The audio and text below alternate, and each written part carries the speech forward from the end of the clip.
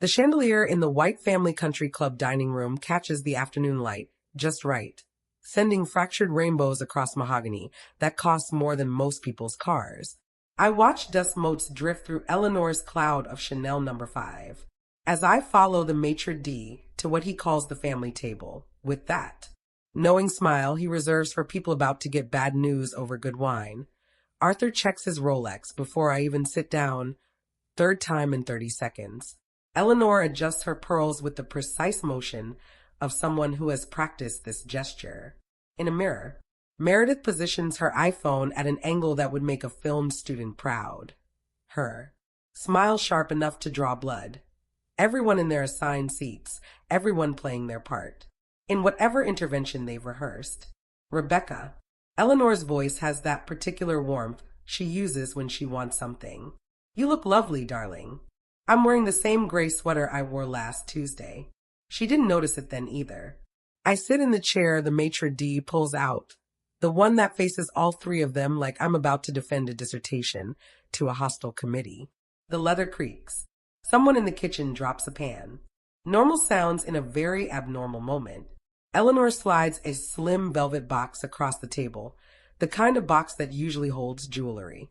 Her fingers leave it positioned exactly between the salt and pepper shakers, perfectly aligned with the table's edge. A fresh start, darling. We think you'll adore Austin. I open the box. One-way plane ticket. Departure in 48 hours. Arthur places a check beside it with surgical precision, his banker hands steady. Your seed capital. Rebecca. $5,000. Use it wisely. The check is already signed. Already dated. They printed it before I even arrived. Meredith shifts her phone a fraction of an inch to the left, getting my face in better light. Her Yale Law Review editor's smile widens. She's been waiting for this moment, probably planned which filters she'll use when she posts. The video. I recognize this performance. The synchronized movements. The rehearsed lines. They've been planning this for months, and I'm supposed to crumble right on cue. My mind drifts back to last year. The annual White Family Charity Gala at the Ritz-Carlton. I'd come straight from TerraSense field testing and hadn't had time to change. My hiking boots were still a bit dusty. I thought they'd understand. I thought maybe this one time, my work would matter more than appearances. Harrison Blackwood cornered me near the champagne fountain. Arthur's most important client.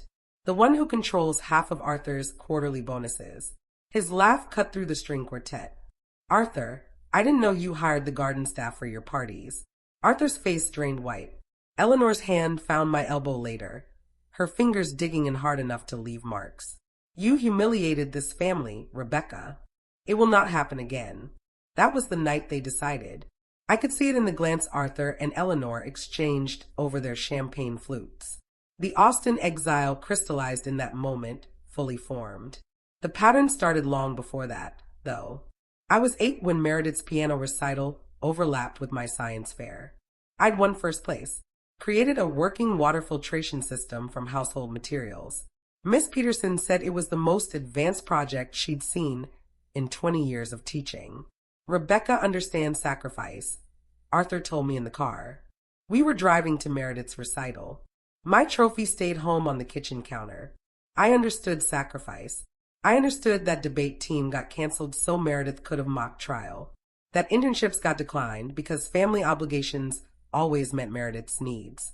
That my environmental science degree was expensive charity work while her Yale Law acceptance was framed in the dining room. I understood that I was the daughter who just didn't quite fit. Eleanor watches me now, waiting for tears. Arthur's already reaching for his water glass, preparing his tough love speech. Meredith's thumb hovers over the record button. I let the silence stretch. Let them savor it. Let them think they've won. Thank you. My voice stays level. Steady. I'll be smart with it. Arthur's shoulders drop. Eleanor's smile turns genuine. The Rebecca problem, finally solved. Meredith's disappointment flickers across her face. No tears for her video. No drama for her Instagram story. I fold the check with deliberate care, crease it once, and slip it into my purse. The paper is thick. Expensive. The kind of check Arthur uses for important transactions. They don't know about the wire transfer. $8,500,000 confirmed 48 hours ago. Sitting in my account while they hand me $5,000 like it's a fortune. They don't know that Julian Vance, AgriCorp CEO, called me personally. That Professor Kalin forwarded my recovery data to the AgTech summit. That their daughter, the embarrassment, the one who doesn't quite fit, built something worth buying. Arthur raises his wine glass. To fresh starts. I raise my water glass and smile. Let them think it's gratitude. It's not. 6 months before the Velvet Box and the Austin ticket, I sat in Professor Kalin's office at Stanford while he demolished my TerraSense proposal with the kind of precision surgeons use to remove tumors. The idea is fine, Rebecca. He tapped his pen against my printed presentation. 3 months of work, reduced to 18 stapled pages. But the data is thin. This is just a class project. The fluorescent lights hummed overhead. Someone's coffee maker beeped down the hall. Normal sounds in a moment that felt like falling. I'd expected pushback. Questions about methodology. Concerns about scalability. Not dismissal. What would make it more than an application? Proof that your algorithm works outside a controlled environment. He slid the proposal back across his desk. Right now you have theory. Investors want results. I walked back to my apartment through campus, past students celebrating the end of finals, past the coffee shop where Meredith and I used to study before she transferred to Yale. The proposal felt heavier in my backpack than it should. Theory, just a class project. I'd heard variations of those words my whole life. From Arthur when I chose environmental science over economics. From Eleanor when I explained carbon sequestration instead of discussing wedding venues like Meredith. From every family dinner where my research became background noise to Meredith's latest achievement. But Professor Kalin wasn't family. He didn't have a stake in my failure, which meant he was right. I spent the next 3 weeks living in the university library, surviving on vending machine, coffee, and the kind of determination that comes from underestimating your entire life. The Callaway Innovation Grant application wanted 12 pages. I gave them 30. They wanted 1 recommendation letter. I secured 4. They wanted a budget breakdown. I built a full financial projection model. The acceptance email arrived at 2 in the morning. $75,000. I called home from the empty lab, too excited to wait for morning. Eleanor answered on the 4th ring. That's nice, dear. Her voice sounded distant, distracted. Listen, Meredith just made Yale Law Review. Can you believe it? The youngest editor in 15 years. Mom, I won the Callaway grant. It's one of the most competitive. That's wonderful, Rebecca. I need to go. Your father is on the other line with the Yale Alumni Association. The click of disconnection echoed in Stanford's empty lab. The fluorescent lights hummed. My laptop screen glowed with the acceptance email. $75,000 of validation that couldn't compete with Meredith's latest trophy. I looked at my TerraSense proposal, at 3 weeks of sleepless work, at proof that I could build something real. Then I got to work. The grant money went to an outsourced development team in Bangalore, carefully selected after weeks of interviews. Every contract specified my sole ownership of the intellectual property. Every line of code got documented, time-stamped, backed up in triplicate. I hired David Morrison, a part-time data analyst who worked evenings and weekends, piecing together the sensor network while teaching high school physics during the day. Professor Kalin stopped by the lab one evening, found me elbow deep in calibration protocols. You're serious about this? You said I needed field data. I didn't look up for my laptop. I'm getting field data. 3 months later, I had my pilot program. A small family farm outside Fresno. 3rd-generation operation. Desperate enough to try an improving system from a Stanford student who promised better irrigation. Efficiency. The algorithm went live on a Tuesday morning in March. By Thursday afternoon, I knew something was wrong. The algorithm went live on a Tuesday morning in March. By Thursday afternoon, I knew something was wrong. The soil moisture readings fluctuated wildly. The irrigation schedule triggered at incorrect intervals. I watched from my laptop as 30% of their test crop drowned in water my system had insisted they needed. The farmer's voice stayed level when he called. Controlled. The kind of control that comes from watching your livelihood die in real time. We're shutting it down, Rebecca. Give me 48 hours. I can fix this. You've had 3 months. The crop doesn't get 48 hours. I sat in the lab surrounded by failure data, watching my grant money hemorrhage into a flooded field outside Fresno. Every sensor reading, every irrigation trigger, every algorithmic decision that had destroyed someone's harvest. Arthur's voicemail arrived that evening. He'd heard about the farm through his network. Of course he had. Bad news travels fast in circles where reputation matters more than recovery. Rebecca, it's your father. I heard about your little agricultural experiment. Perhaps it's time to consider something more suitable. Give me a call. He didn't sound surprised. He sounded relieved. Eleanor's text came next. Darling, there's no shame in trying. Not everyone is meant for entrepreneurship. Then Meredith. 3 crying, laughing emojis followed by, heard you drown some vegetables. I turned off my phone, pulled up the failure logs, started reading. Somewhere in 3 months of code, in thousands of lines of predictive modeling, was the error that had cost a farmer 30% of his crop and validated every dismissive word my family had ever said about me. The lab became my home for the next 3 weeks. I ordered Thai food I didn't eat, made coffee I forgot to drink, slept 2 hours in the desk chair, and woke up with sensor specifications imprinted on my cheek. I found the error at 2.30 on a Wednesday morning. Single flawed line in the moisture prediction algorithm. A variable initialization error so small, so elegant in its destructiveness that I almost admired it. I rebuilt the entire system from the ground up.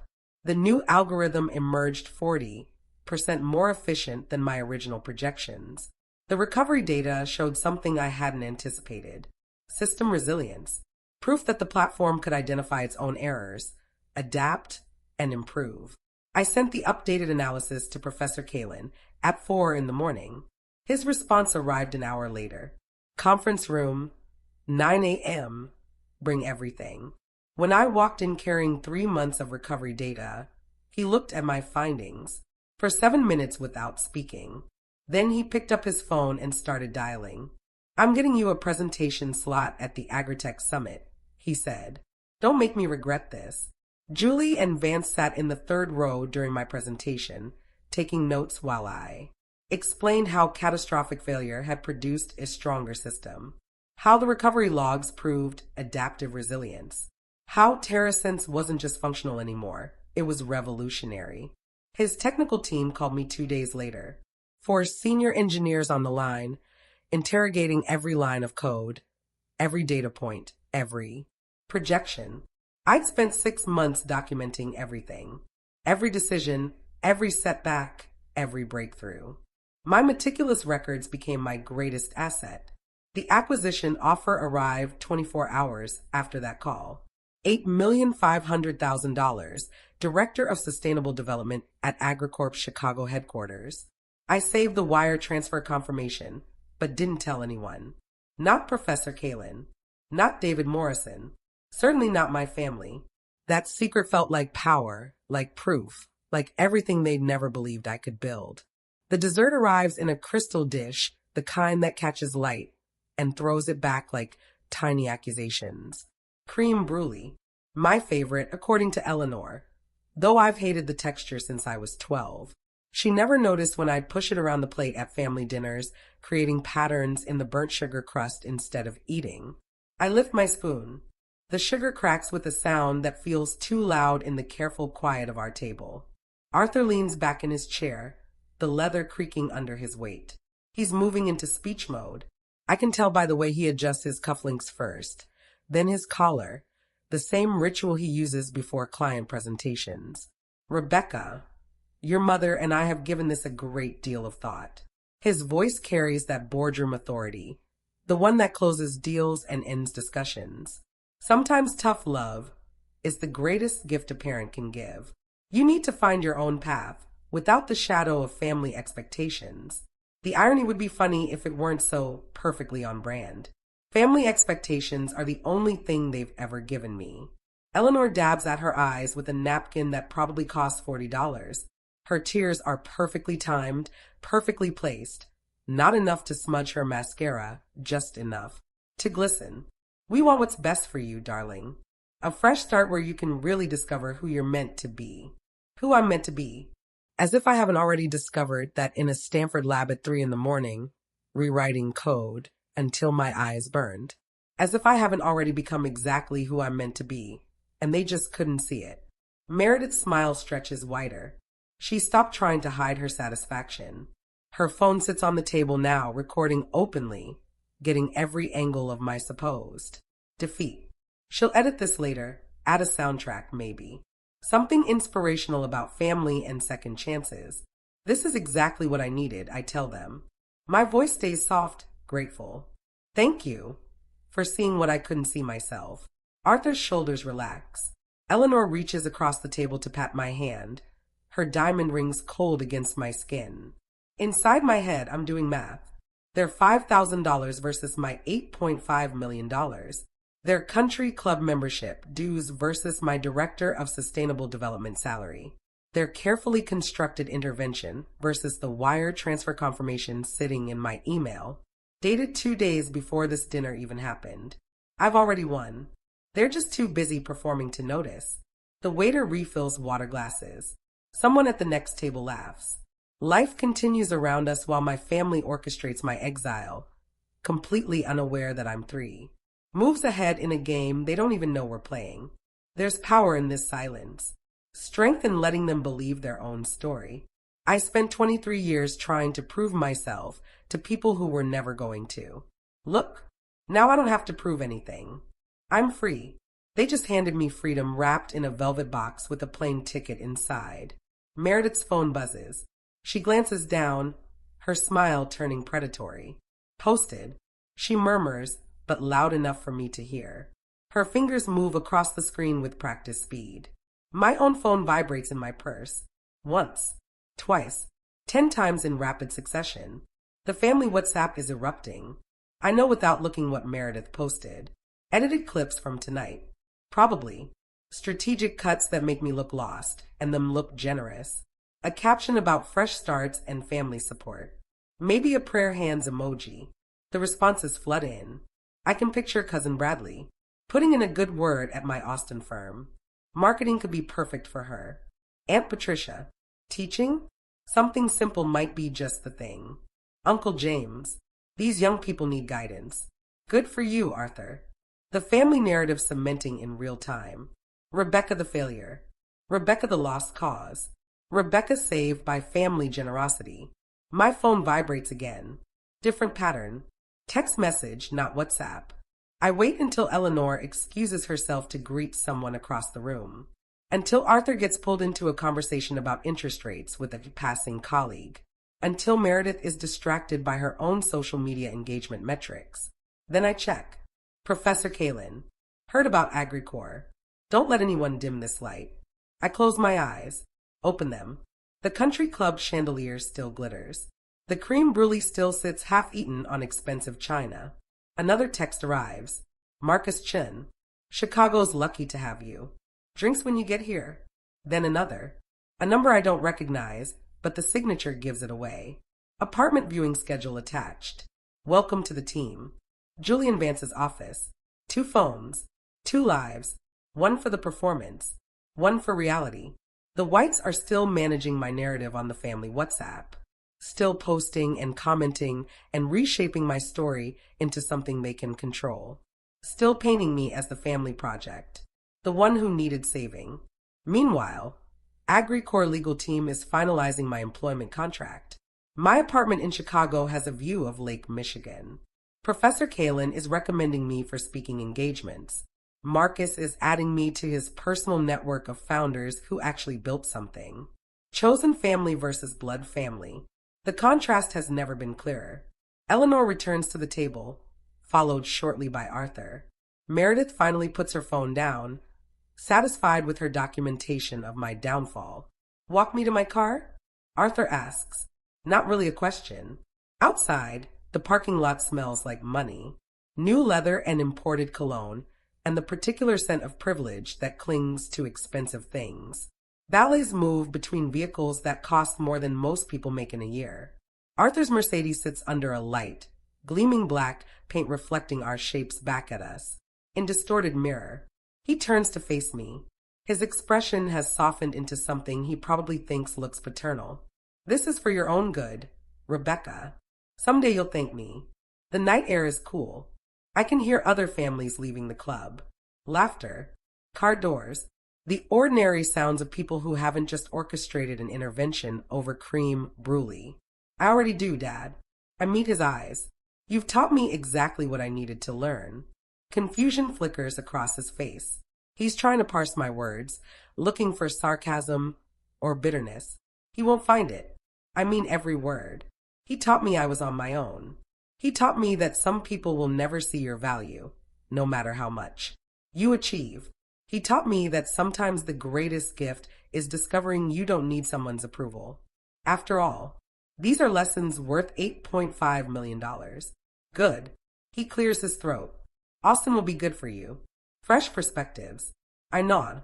Let him believe it. Back inside, Eleanor is calling Rebecca's college friends. I see her phone pressed to her ear, expression set in concerned mother mode. Explaining the intervention. 8. Controlling the story before I can tell my own version. Meredith is drafting something on her laptop now. Probably her LinkedIn post about supporting struggling family members. About the importance of tough love and family values. They're closing ranks. Rewriting history. Making sure everyone knows their version before mine can surface. I pull out my phone and start documenting. Screenshots of the WhatsApp messages. Voice memo noting the time and location of Arthur's parking lot speech. Photos of the check, the ticket, the velvet box. Evidence, data, proof. Let them think they've won. Let them control their narrative for now. I'm building mine methodically, recording everything, creating a paper trail they don't even know exists. Sunday night, I'll board a plane. Just not the one they bought. Monday morning, Forbes will publish an article they haven't seen coming. 48 hours until detonation. Until their carefully constructed story explodes into something they can't control or edit or explain away. I return to the table. Eleanor is crying again. Meredith is calculating her social media strategy. And I'm smiling, really smiling, because they just handed me the greatest gift. The freedom of having nothing left to prove. Sunday morning light filters through my apartment windows, catching the dust from two open. Suitcases on my bed. I'm folding a thrift store sweater when the doorbell rings. Unannounced. Exactly like Eleanor. I check the peephole. There she is, holding a Starbucks cup like a prop. Her Sunday brunch outfit perfectly. Pressed. Darling, I thought you might need help packing. She sweeps past me before I can answer, her eyes already scanning my apartment with the precision of a home inspector. Moving is so overwhelming. Overwhelming. As if I haven't orchestrated 3 international shipping containers and a corporate relocation package in the past week. I gesture toward the suitcases. Just finishing up. Eleanor sets her coffee on my kitchen counter without using a coaster. She picks up my Stanford diploma from the pile next to the suitcase, runs one manicured finger across the frame. You won't need your diplomas in Austin, dear. Fresh starts mean leaving everything behind. The diploma is a duplicate, the real one shipped to Chicago on Tuesday. You're right, Mom. I take it from her hands, set it back down. Fresh start. New beginning. Her smile blooms genuine. I'm so glad you understand. She moves to my closet, pulls out my interview blazer. The good one. Navy wool, tailored. And this is far too formal for Austin's casual culture. That blazer is already hanging in my Chicago penthouse closet. This one came from Goodwill yesterday for $19. I was thinking the same thing. I fold it into the suitcase with deliberate care. Eleanor watches me pack thrift store jeans, clearance rack blouses, everything carefully chosen too. Look like my actual wardrobe. She nods approvingly at each choice, satisfied I'm dismantling my life correctly. Your father and I are so proud of how you're handling this. She perches on my bed's edge, careful not to wrinkle her linen pants. Not every young woman has the maturity to accept guidance with such grace. Grace. That's what she calls surrender. My phone buzzes. Eleanor's eyes flick toward it, but I'm faster. Julian Vance's assistant confirming my furniture delivery to the Chicago address. I silence it without reading the preview. Just the airline, I tell her. Confirming my flight. Good. She stands, smooths invisible wrinkles. I'll drive you to the airport tomorrow. Make sure you get off safely. There it is. Not maternal concern. Verification. She wants to watch me board, watch the plane door close, confirm the exile is complete. That's really thoughtful, Mom. Her coffee sits abandoned on my counter, lipstick stain on the rim. She doesn't drink it. Didn't come here for coffee. After she leaves, I sit on my bed, surrounded by suitcases full of someone else's. Clothes. The Austin boarding pass sits on my nightstand, purchased with my own credit card, printed. At home. It will never be scanned. My real flight to Chicago departs 3 hours after the Austin flight. Different airline, different terminal. The beautiful symmetry makes me smile. They taught me this game. How to perform one reality while living another. How to let people see exactly what they expect. I just became better at it than they ever were. Monday morning. Arthur sends his email at 8:30 a.m. sharp. I watch it arrive on my phone from O'Hare's Gate B-17, waiting for my Chicago boarding call. The subject line, family update. The body, brief and efficient. Rebecca has relocated to Austin for a fresh perspective. We're confident this change will provide valuable clarity for her future. Valuable clarity. His code for cutting me off. The email goes to his entire professional network. 200 contacts built over 30 years. Every investor, every client, every board member he knows. The implicit message reads clear. Don't help her. Don't hire her. Don't take her calls. I'm holding my second coffee when Eleanor's Instagram post appears. A family photo for Meredith's Yale graduation. The three of them, perfectly posed. I'm cropped out so cleanly you'd never know I existed. The caption, our little Yale Law Review star. So proud of Meredith's accomplishments. Family first. Proud mom. 37 likes in 5 minutes. Meredith posts 20 minutes later. An Instagram story. My apartment door. Closed. The number visible. Then a shot of the empty parking space where my car used to be. Her caption overlaid in that cutesy script font. When siblings choose different paths.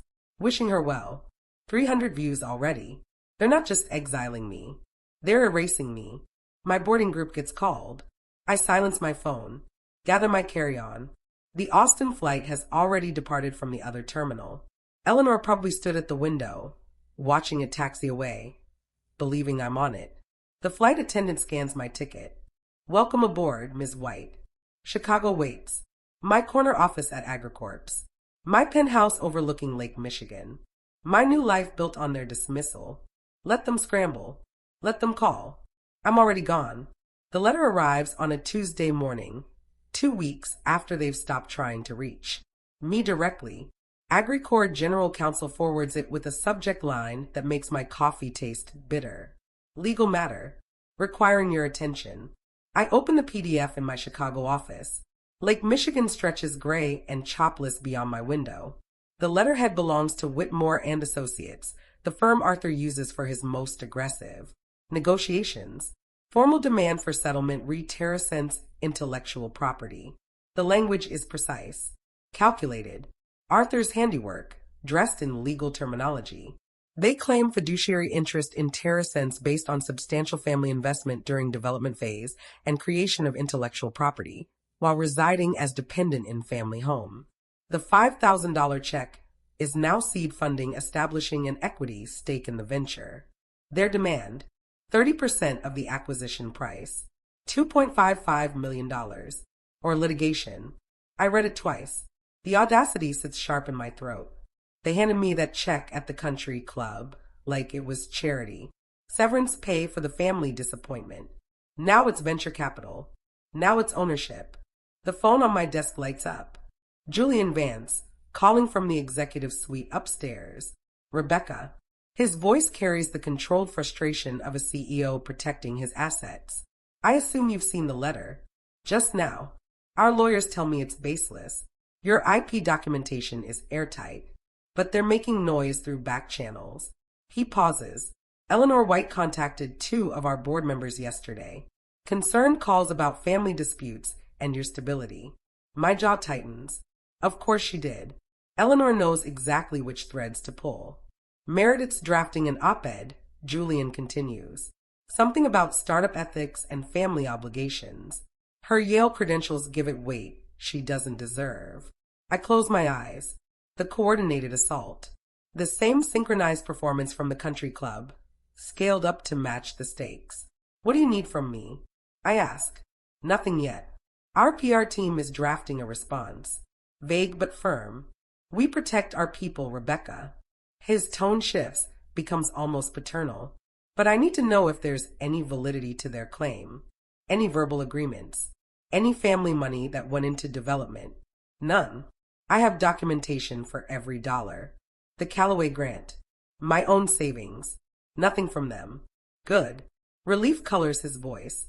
Then we let the lawyers handle it. But after we hang up, I sit staring at that letter. At the repositioned $5,000. At Arthur's signature. On the firm's authorization. My phone buzzes. A text from Professor Kalin. Seeing some chatter online.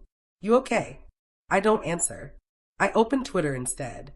Tech Twitter has picked up the story. AgriCorp PR release hit an hour ago. Carefully worded about meritless attempts to exploit a young founder. The replies are rallying around me, calling out the family dynamics, sharing their own stories of relatives who appeared after success. Someone's dug up Meredith's Instagram. The post she deleted after Forbes. Screenshots circulating with commentary about hypocrisy. Her Yale Law Review colleagues distancing themselves in quote tweets. Carefully professional statements about not endorsing her forthcoming piece. Arthur's reputation bleeding out in real time. Investment blogs questioning his judgment.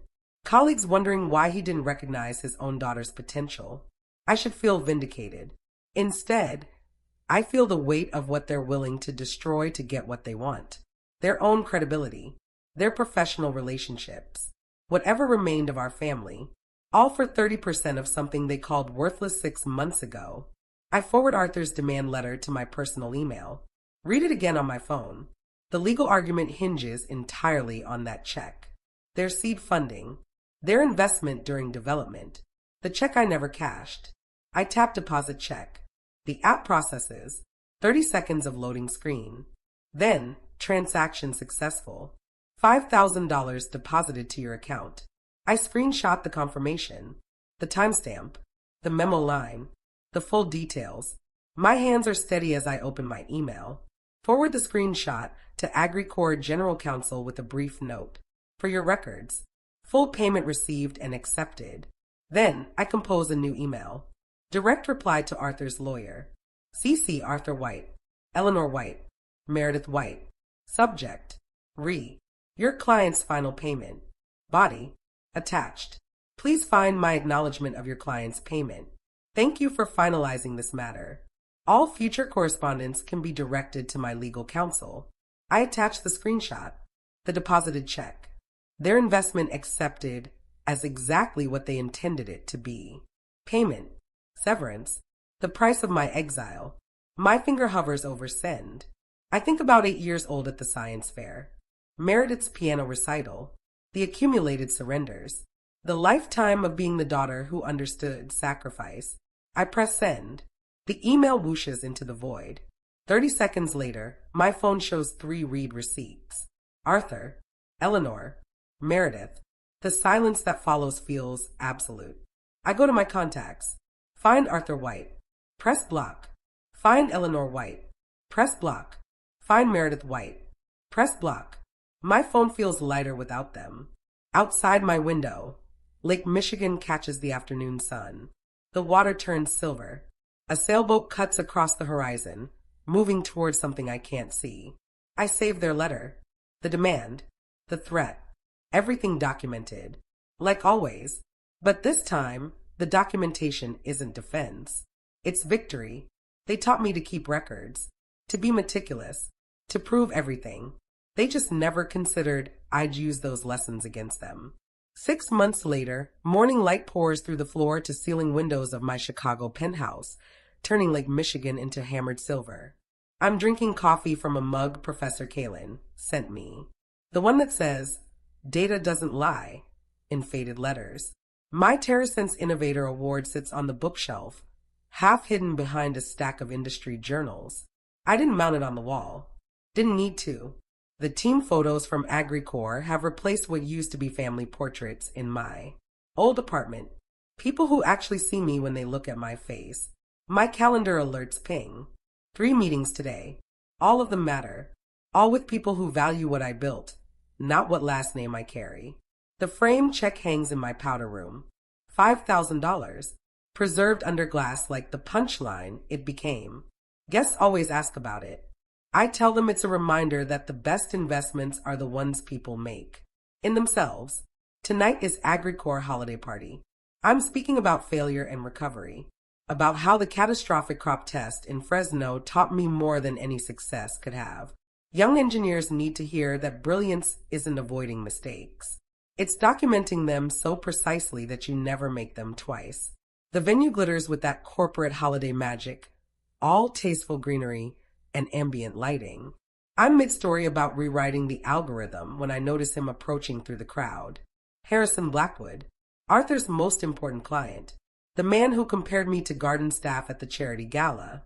He waits until I finish clapping with the others, then extends his hand.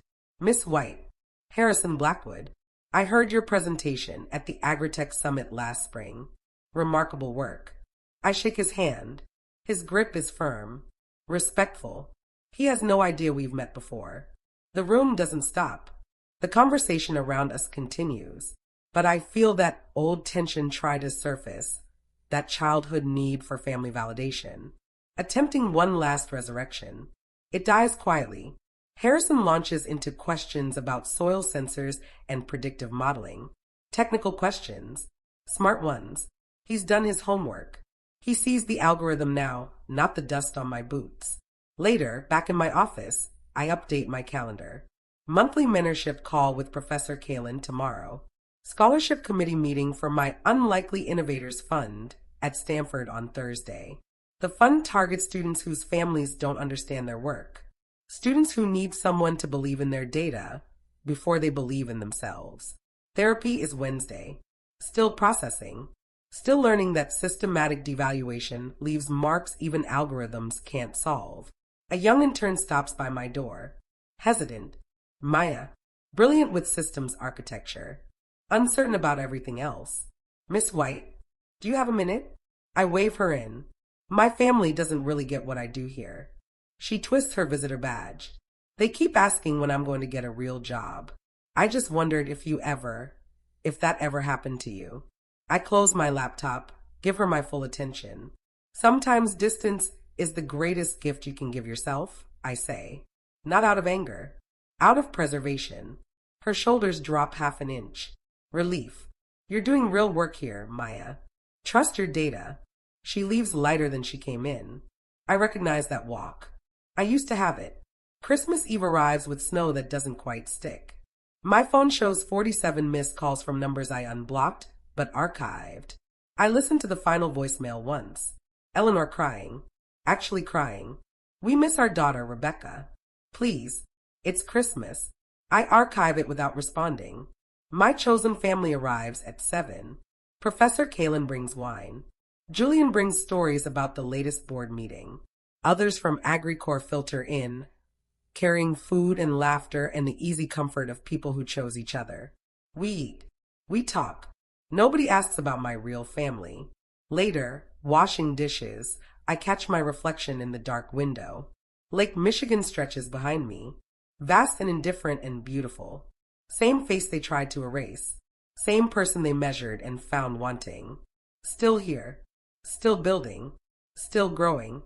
Thank you for the seed money, I think. You taught me I could grow anywhere. Even in exile. Especially in exile. The silence I've earned settles around me like expensive cashmere. Warm. Deserved. Mine.